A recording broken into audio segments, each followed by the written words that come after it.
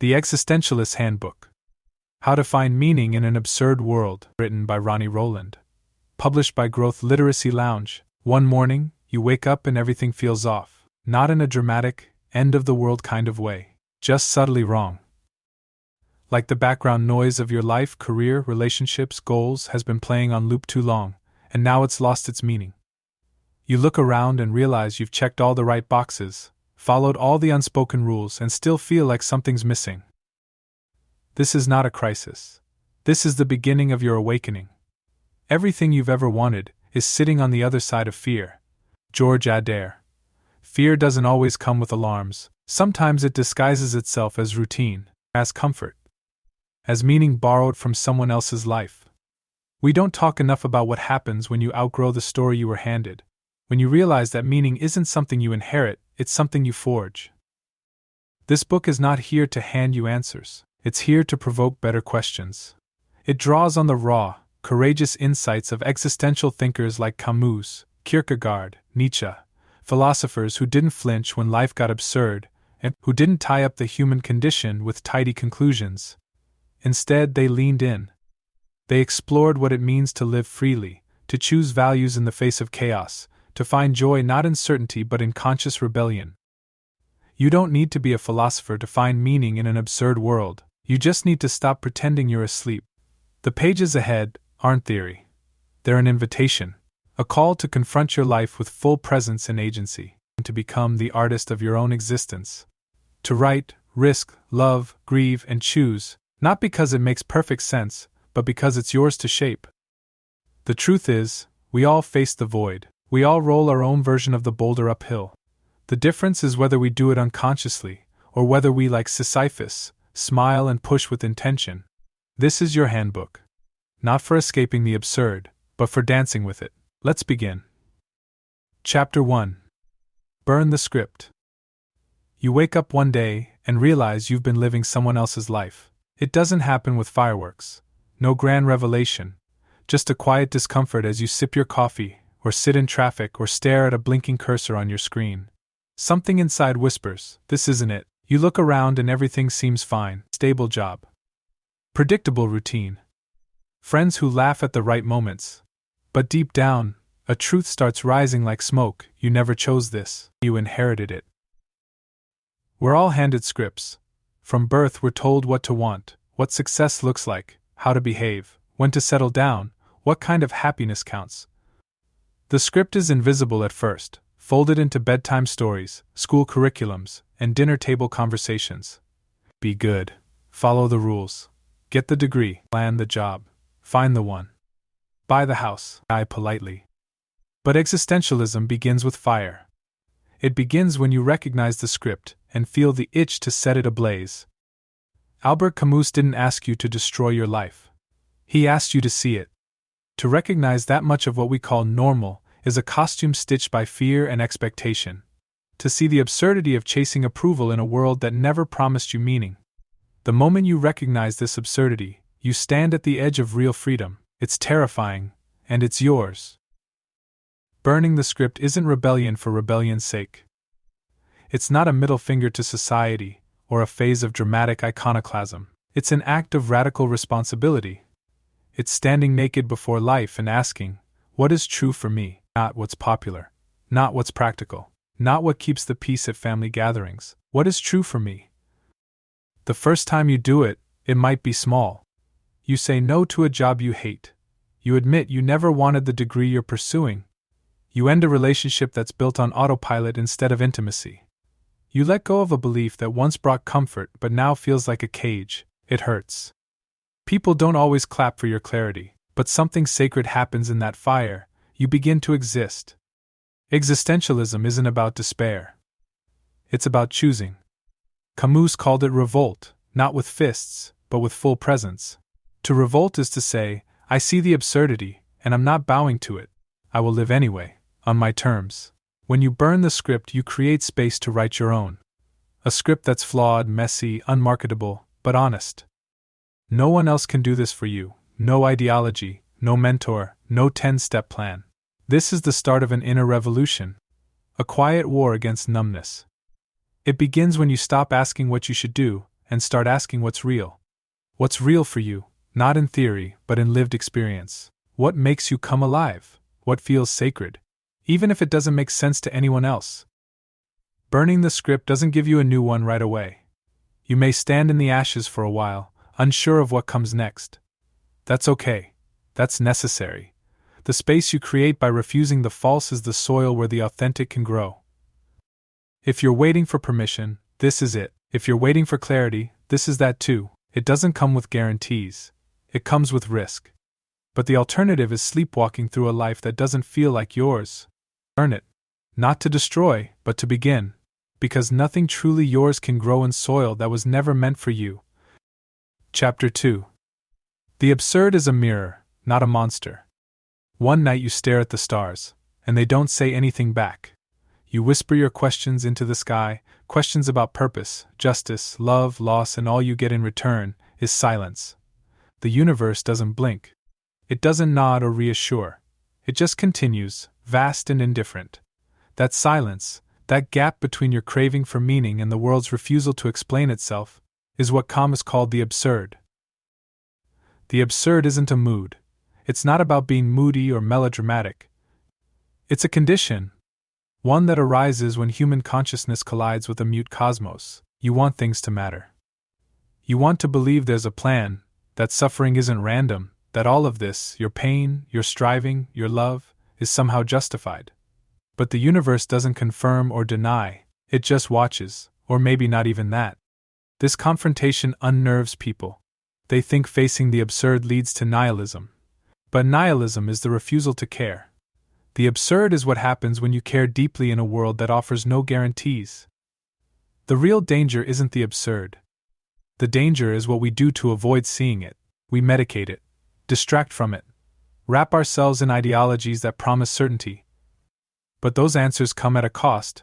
They keep us from engaging directly with life as it is. Camus didn't ask us to escape the absurd. He asked us to look into it, to see that it's not a monster, but a mirror. The absurd reflects your hunger for meaning, not as weakness, but as proof that you're alive. To be human is to long for connection, for coherence, for some thread of sense woven through the chaos. The absurd doesn't mock that longing, it honors it. It shows you just how much you care. When you accept the absurd, you don't give up. You wake up. You stop demanding that life give you a manual and start writing your own. You stop bargaining with fate. If I do this, then I'll be happy, and begin to live with your eyes open. You begin to embrace the tension instead of resolving it, and in that tension, something changes. You're no longer waiting for life to prove itself worthy. You decide to live anyway. This doesn't mean giving up on meaning. It means choosing it, creating it. You decide what matters. You decide how to respond. Camus wrote that the absurd man is not one who despairs, but one who refuses to look away.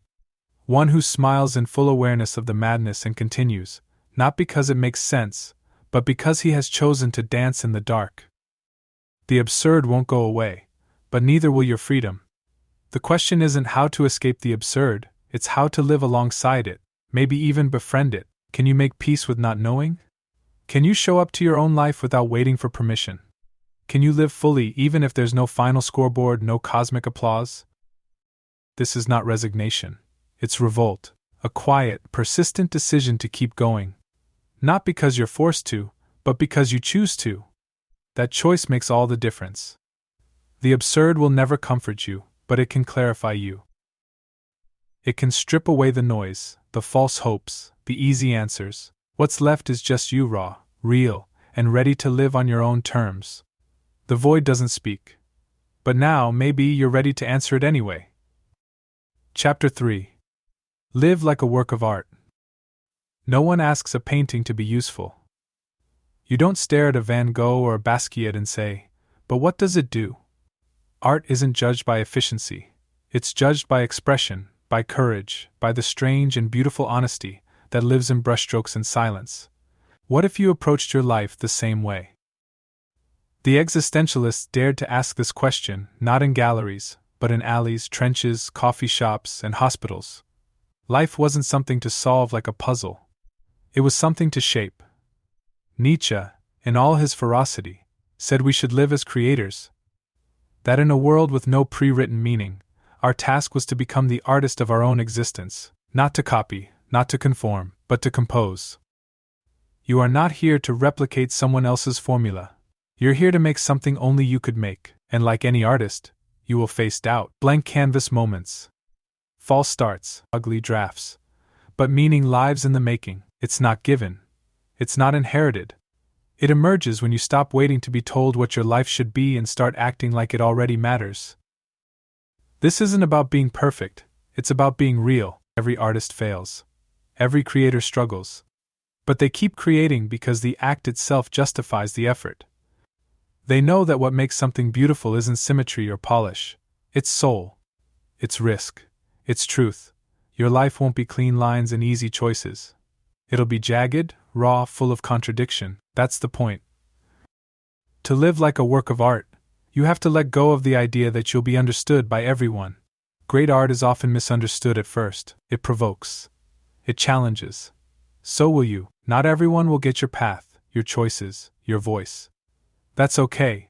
The goal isn't to be universally approved. The goal is to be unmistakably yourself. Most people follow blueprints. They replicate careers, relationships, beliefs, lifestyles, anything to avoid the discomfort of the blank page. But artists embrace the unknown. They show up anyway, even when they're unsure, even when the thing they're creating doesn't yet make sense. Living this way isn't safe. But it's real. You already have raw material, your memories, your fears, your questions, your passions. The joy you felt as a child. The heartbreak you never talk about. The quiet mornings when something inside you whispers there's more. All of it is pigment. All of it is brushstroke. You just have to start using it. There's no right time, no grand permission slip, no perfect conditions. The art of life isn't about getting it right, it's about getting it real. You try, you fail, you learn. You create again, one honest moment at a time, one real connection. One bold decision. One silent choice to stay true when it would be easier to conform. Every time you act from that place, you add a stroke to the canvas. You may not see the full picture yet, but you're not here to see it all. You're here to live it into being. Stop asking, is this the right path? Ask, is this my path? Stop chasing approval and start chasing aliveness. Stop editing yourself down to fit the frame. Expand, risk color, break form. Because when it's all said and done, your life won't be judged like a report card. It'll be felt like art. Did it move someone? Did it mean something to you? Was it yours? Ain't. Chapter 4. The Courage to Choose. At the center of your life is a terrifying freedom. No signs, no guarantees, just the open road and the weight of your own agency. Sartre called it condemned to be free, not as a punishment, but as a reality. You are not a pawn on a board. You are the player, and the board is blank. That truth is both exhilarating and paralyzing. Because the moment you accept full freedom, you also accept full responsibility. Most people don't choose, they drift. They follow the loudest voice, or the path of least resistance. They wait for clarity, for certainty, for someone else to go first. But clarity doesn't come before the choice. It comes after. You cannot think your way into an authentic life. You have to act into it. Every choice is a declaration. This is who I am. Not in theory, but in movement. Choosing is risky because it demands you commit without knowing the outcome. You could fail. You could regret it. You could be misunderstood. But not choosing is still a choice, one that slowly hollows you out. We tell ourselves we're waiting. Waiting for a sign, for permission, for the perfect conditions. But what we're often doing is hiding, disguising fear as patience, fear of picking the wrong path, fear of closing doors, fear of missing out. Yet life doesn't wait, and indecision is not neutral. It corrodes your clarity, your confidence, your connection to yourself. The most honest thing you can do is make a choice, and own it. Kierkegaard said that anxiety is the dizziness of freedom, that vertigo you feel when you're on the edge of a decision. That's not a problem. That's a sign that you're alive, that you're engaging with your existence instead of sleepwalking through it. To choose is to say yes to something without being able to say no to the consequences. It's to say, this matters to me, even if no one claps, even if it costs you comfort, even if it reshapes your world. The courage to choose isn't about having all the answers, it's about being willing to move without them. Some of your choices will break things, others will build things. But all of them will shape you. The more you choose, the more you become. The less you choose, the more you disappear. Identity isn't discovered. It's created, choice by choice, breath by breath. You don't need to overhaul your life in a single decision, but you do need to start. Choose to speak when you usually shrink. Choose to leave when everything in you says stay. Choose to try when the odds aren't in your favor. These small acts are revolutions. They pull you closer to the person you're meant to become. You might lose people. You might lose versions of yourself, but that's not failure. That's clarity. You cannot become who you are and keep everything the same. The price of authenticity is letting go of who you were pretending to be. One day, someone will ask how you became yourself, and the truth won't be a single moment. It will be 1,000 tiny choices you made when it would have been easier not to. Choices no one saw. Choices you made with shaking hands and an open heart. Today you stand at another crossroad. The signs are still blank. No one is coming to point the way. Choose anyway. Hey. Chapter 5. Sisyphus smiles. The boulder always rolls back down. You push, you sweat, you believe maybe this time it will stay. But it doesn't. Gravity wins again. The myth of Sisyphus isn't just a Greek story, it's your alarm clock on Monday, your inbox by Tuesday, your fragile hopes by Friday. It's the repetition of life. The relentless return of dishes, of bills, of heartbreak, of effort that seems to evaporate the moment you pause to breathe. Camus looked at this myth, and didn't flinch. He stared into the cycle, the futility, and said something unthinkable. We must imagine Sisyphus happy. Happy, not because the task changed, but because his relationship to it did. In accepting the absurd, Sisyphus became free. There is something deeply human about doing things that don't stay done. You comfort someone knowing they'll cry again. You clean the house knowing it will get messy tomorrow. You say I love you with no control over whether it will be said back. Repetition isn't failure. It's the fabric of existence. Most of us treat life like a ladder. Keep climbing. And you'll arrive somewhere that justifies it all. But the higher you climb, the more you realize there's no summit, just a shifting horizon. That can feel crushing. Or, like Sisyphus, it can feel clarifying. If there is no final point, then the point must be now, not in what the moment achieves, but in how fully you show up to it. Repetition becomes sacred when you stop asking it to impress you. What if brushing your teeth was a prayer? What if commuting to work was an act of perseverance? What if folding laundry wasn't a chore, but a vow to care for your life even in its smallest details? You don't need every action to change the world. You need it to root you in it. Meaning isn't always loud. Sometimes it's quiet persistence. Sometimes it's a man with a boulder and no audience, smiling as he walks back down the hill. There's power in saying, I will do this again, especially when no one's watching, especially when it's thankless. The world may call it futile, but there is dignity in showing up anyway, in choosing the struggle with open eyes, in loving the task, not for what it gives you, but for what it reveals about you. The trap is believing that struggle negates meaning, but often, it's struggle that creates it. The effort itself becomes the art. Sisyphus isn't a victim. He's a craftsman. The rock is his medium. The hill is his stage. Every repetition is a reminder, you are still here, you are still choosing.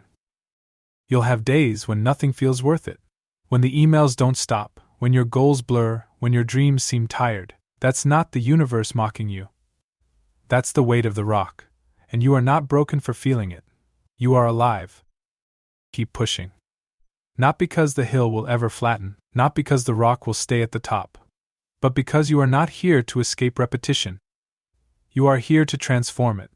And when the boulder rolls back down again, as it always does, you will smile, not out of delusion, but out of defiance, because you are the one who chooses to push, again, and again. Chapter 6. When the ground disappears. You never expect the moment everything changes, a phone call, a diagnosis, a betrayal, a slow crumbling of something you thought was permanent. The ground beneath you, once so certain, gives way, and suddenly you're free falling through questions that don't have answers. Who am I now? What was any of it for? How do I live with this? Existentialism doesn't pretend life is safe. It doesn't dress pain up with cliches.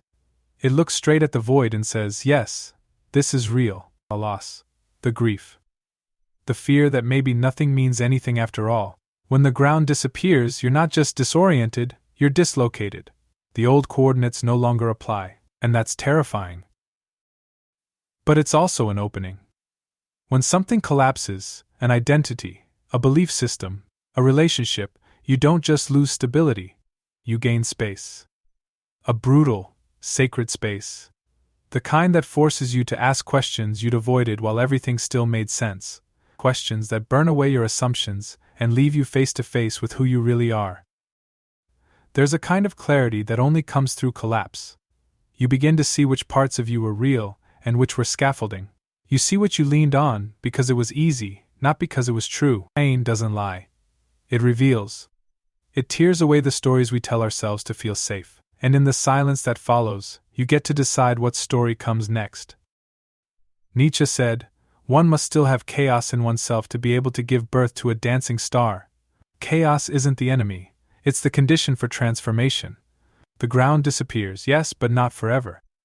Eventually, something new emerges. Not the old stability, but a different kind of strength.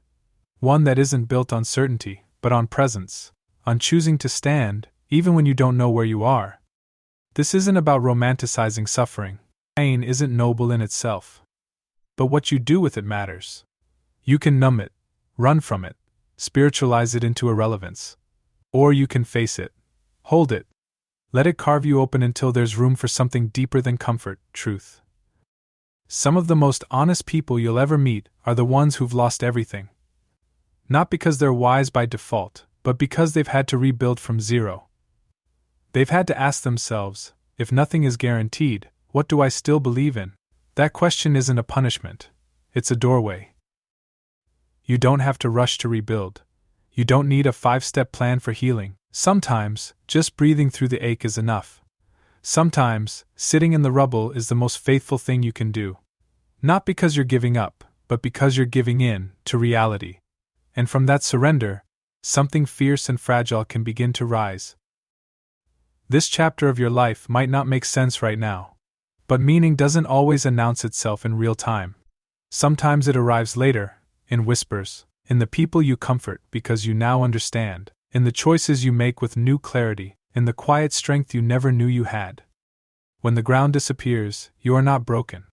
You are being invited into a different kind of relationship with life, one that doesn't depend on guarantees, one that begins not with having answers, but with asking better questions.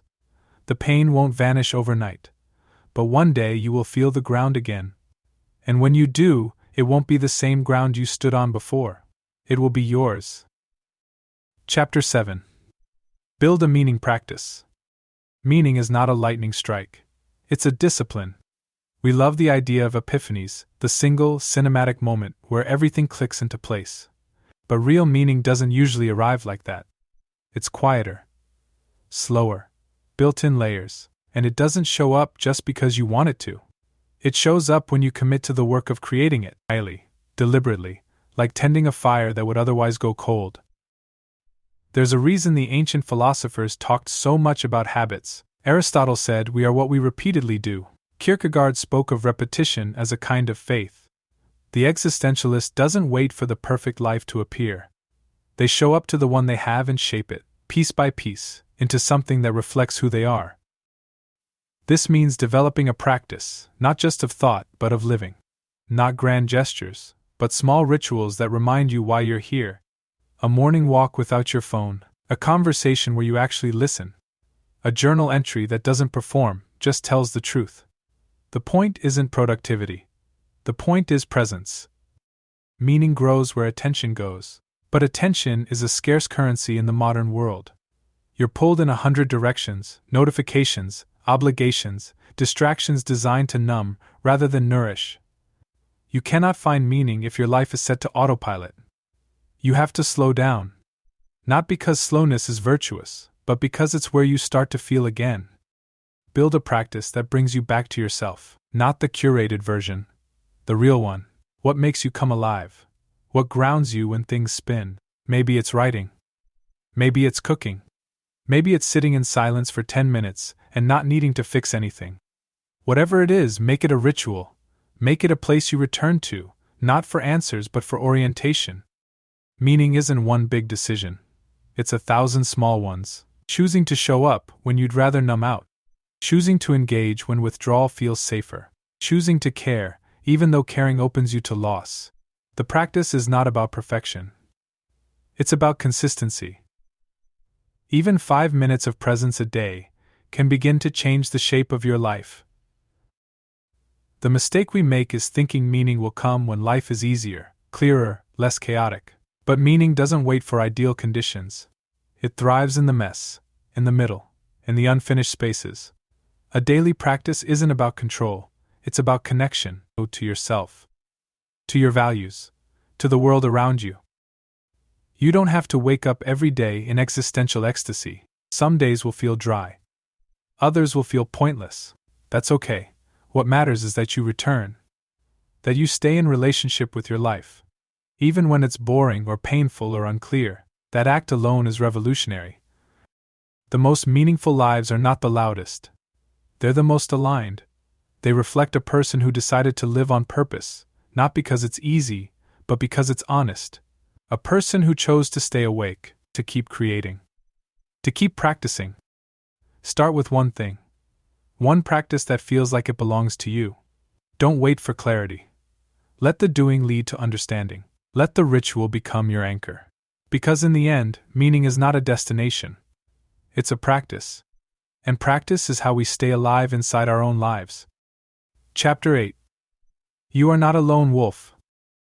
The myth is seductive, the lone wolf, the self-made person, the individual who needs nothing and no one. We admire them in stories, in songs, in glossy portrayals of freedom and independence. But the truth is simpler, quieter and harder to admit. We're not built to go it alone. We never were. Existentialism is often misread as isolationist. If life has no inherent meaning, if we must forge it ourselves, then shouldn't we detach? Shouldn't we walk alone, cut ties, and write our own rules? But that's not what Kierkegaard or Camus or Nietzsche meant. The existential journey begins in the self, but it doesn't end there. Choosing your life is not the same as choosing to be alone in it. You are not a closed system. You are shaped by every conversation, every touch, every person who believed in you, or didn't. The idea of the completely self-contained person is a fantasy, usually built to protect us from vulnerability. Because letting people in is dangerous. They can disappoint you, hurt you, leave you. But trying to live without them is a slow kind of starvation. You can only grow so far in a vacuum. Solitude is essential, yes, but isolation corrodes. You need mirrors. You need friction. You need the kind of connections that challenge and expand you. Not because they complete you, but because they reveal you, your edges, your blind spots, your capacity for joy and pain.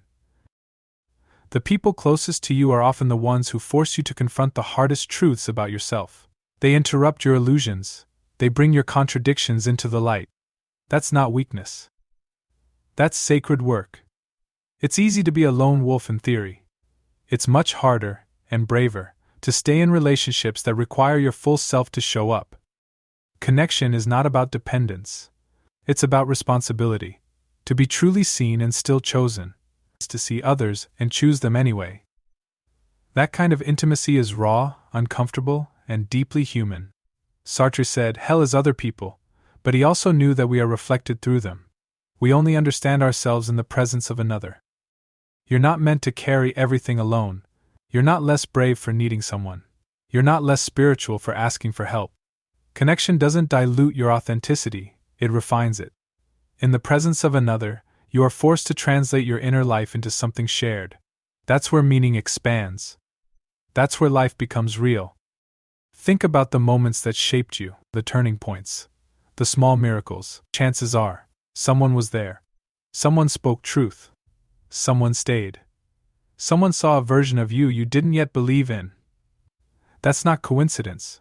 That's connection doing its quiet work. Don't confuse rugged independence with existential maturity. The goal is not to isolate. The goal is to integrate. To bring the self you've chosen into honest relationship with others doing the same. To build something larger than your own narrative. Something shared, even if it's imperfect. You're not a lone wolf.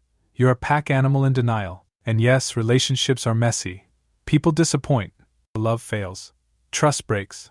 But even after all that, connection is still worth it. Not because it's safe, but because it makes you more alive. Start by showing up. Not perfectly, just honestly. Reach out. Let someone in. Be the mirror they need, and let them be yours. The meaning you're building inside yourself can only grow deeper when it's woven into the lives of others. Because even the most independent soul needs somewhere to come home to. Chapter 9. Love is the ultimate risk. To love is to stand on the edge without a harness. You offer your heart, your trust, your unguarded self to someone who could, at any moment, walk away. No contracts, no guarantees. Just the terrifying hope that something this fragile could also be real. Love, in the existential sense, is not an escape from the absurd, it is one of its purest expressions. You choose someone not because it makes perfect sense, but because it doesn't, and you say yes anyway. There's no safety in love, there's no formula that prevents hurt. Love strips you bare. It exposes your longings, your fears, the parts of yourself you usually keep hidden, and still, we return to it. We chase it, we fight for it. Not because we're foolish, but because love might be the only thing that justifies the risk of living. In a world without preordained meaning, love is an act of radical creation. You're not just falling into it, you're building it. Every conversation, every choice to stay when leaving would be easier, every time you open your heart one more inch when it wants to close. That's what makes love meaningful. Not its permanence, but its persistence. We romanticize the idea of love as fate, as destiny, as two halves of a whole colliding in perfect harmony. But existential love has no script. It's not about completion, it's about recognition. You see someone not as your savior, but as a fellow traveler, flawed, uncertain, brave. You don't lean on them to make sense of your life. You walk beside them as you both try to make sense of your own. The risk is real. To love deeply is to give someone the power to wound you. They might misunderstand you, reject you, leave you behind. Even if they stay, time might not, circumstances might not. You could lose them in 1,000 ways, and yet, the risk doesn't make love less valuable, it makes it sacred. Camus wrote, "To love or to die." That's the fundamental choice. Not because love prevents death, but because it makes life worth facing death for. When you love, you declare that even in a cold, indifferent universe, your connection matters. It matters because you chose it. Because you gave it meaning with your presence, your effort, your vulnerability. You don't need to be fearless to love, you need to be willing. Willing to be seen, willing to be changed. Willing to keep loving, even when the story gets complicated. Love will stretch you. It will push your ego to its breaking point. It will confront your defenses and your pride. But if you let it, it will also wake you up. It will carve out space in you that nothing else can reach. And it starts not with grand declarations, but with simple presence, listening when you want to talk. Staying when your instincts say run, softening when everything inside wants to harden. Love is not about being understood perfectly, it's about choosing each other, even when you don't. If you've been hurt, it's tempting to close up, to tell yourself it's not worth it. But the absence of love doesn't protect you, it just numbs you, and numbness is not safety. It's slow death. To live is to risk, and love is the most beautiful risk of all. You will never love without fear, but you can love through it. Not because it's easy, but because it's real. And in a world that offers no guarantees, that might be the closest thing to meaning we get. Chapter 10. Faith without answers. Faith begins where certainty ends. We often think of faith as belief in something invisible, a doctrine, a higher power, a reward after death. But existential faith doesn't require you to subscribe to a creed. It asks something harder. It asks you to stand in the unknown and still say yes. Yes to life. Yes to love. Yes to meaning, even when nothing guarantees it. Kierkegaard called it the leap of faith, not the leap into blind belief, but into authentic existence. A leap not into answers, but into commitment. The kind of faith he meant wasn't about being sure, it was about being honest. You look around, and there is no divine blueprint, no perfect logic tying everything together. And still, you live. You choose. You act as if your choices matter. That is faith. We crave clarity. We want signs, evidence, a cosmic nod that we're doing it right. But life doesn't offer that, not in the way we hope. The deeper your consciousness grows, the more you realize how little is certain. The more awake you become, the more you have to live without final explanations. That's not a failure of faith. That's its birthplace. Faith, in this sense, is the courage to move forward when everything in you demands control. It's waking up with grief and still getting out of bed. It's loving someone knowing they could leave. It's showing up to your own life not because you're sure it will work out, but because you've decided it matters even if it doesn't. This kind of faith doesn't ask you to suppress doubt, it asks you to walk with it, to make room for it. Doubt isn't the opposite of faith, it's its companion. Faith without doubt is just denial. But faith that includes doubt, that's where things get real. That's where you stop pretending and start participating. To live without faith is to wait forever for the moment you feel safe enough to begin. But safety never fully arrives. Life is always half-written, the ground is always a little shaky, the people you trust are always capable of leaving. If you wait until everything is certain, you'll wait until it's over. The leap of faith is not loud. It's not always dramatic. Sometimes it looks like showing up to work even when you feel like a fraud. Sometimes it's forgiving someone without knowing if they've changed. Sometimes it's trying again, at art, at healing, at love, even after failure. You do it not because you're promised a reward, but because something in you refuses to be numb. This is the faith that builds meaning. Not the kind that demands proof, but the kind that becomes proof through living. You don't wait for a reason. You become the reason. Your values, your actions, your integrity, these are your sacred texts.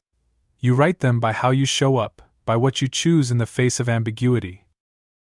There's a kind of holiness in saying, I don't know, but I'm still here.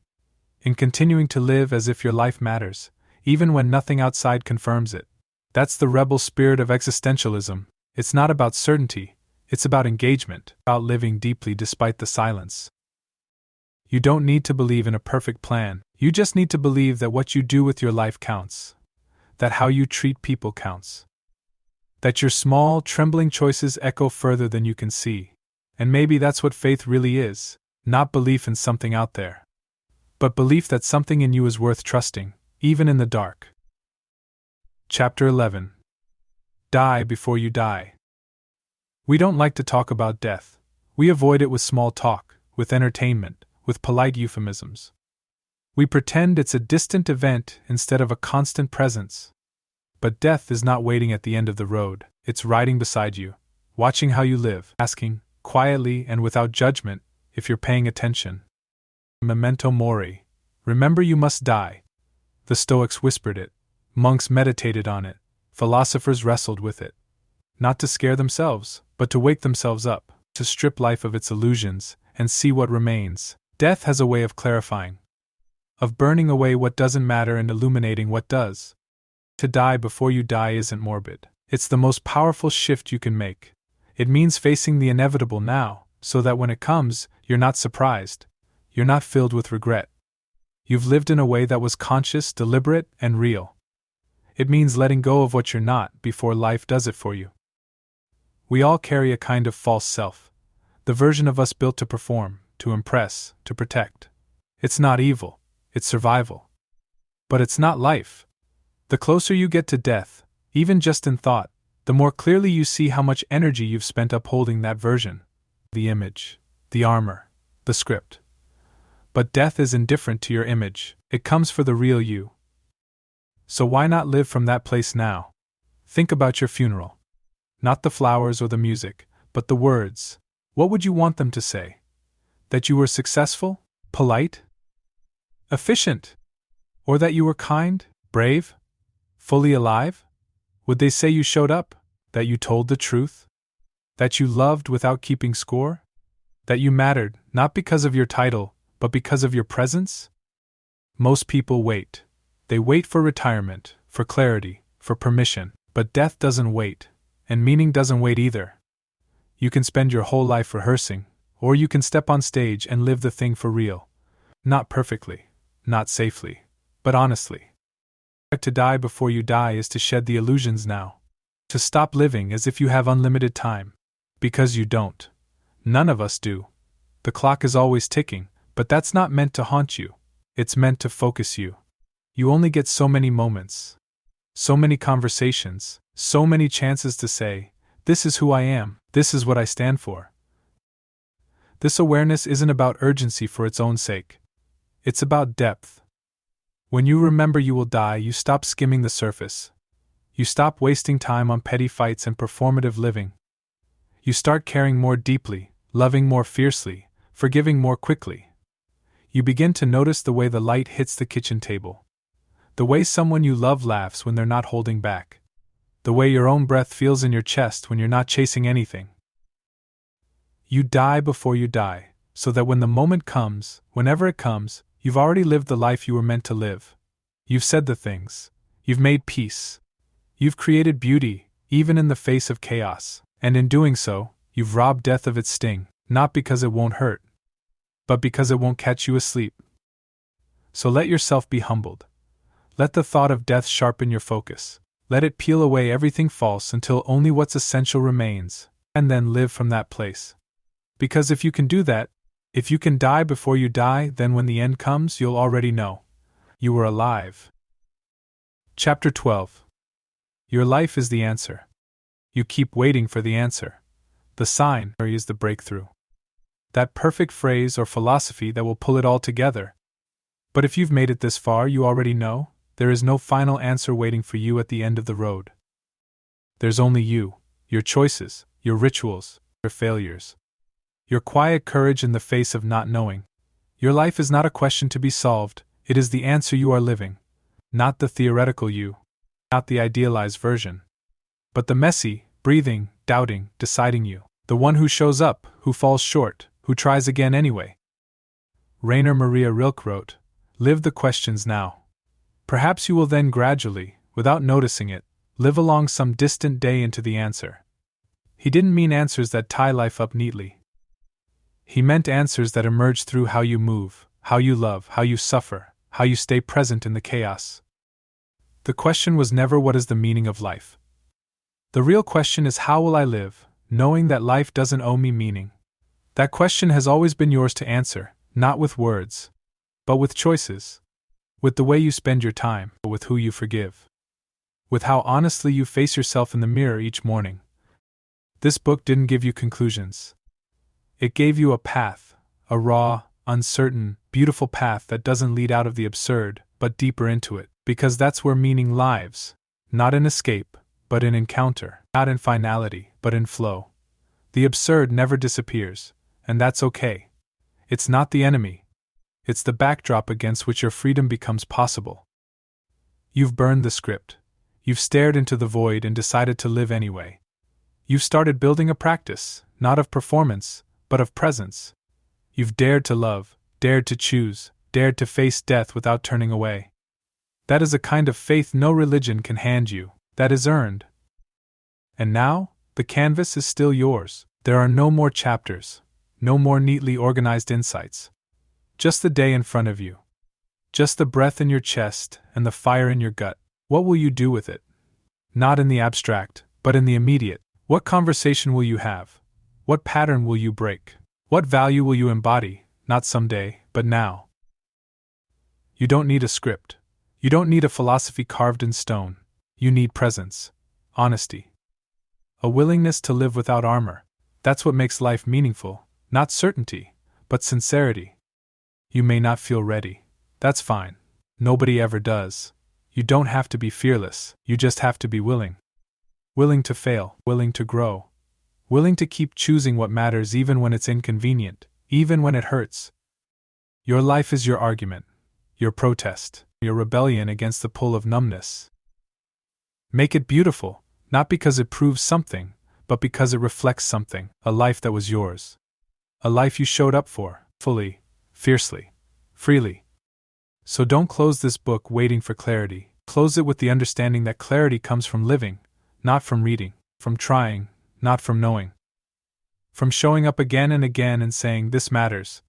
Even if no one sees it. Even if no one understands. I see it, I choose it. The answer is already in motion, it's in your hands. Now go live it, take care, and be well.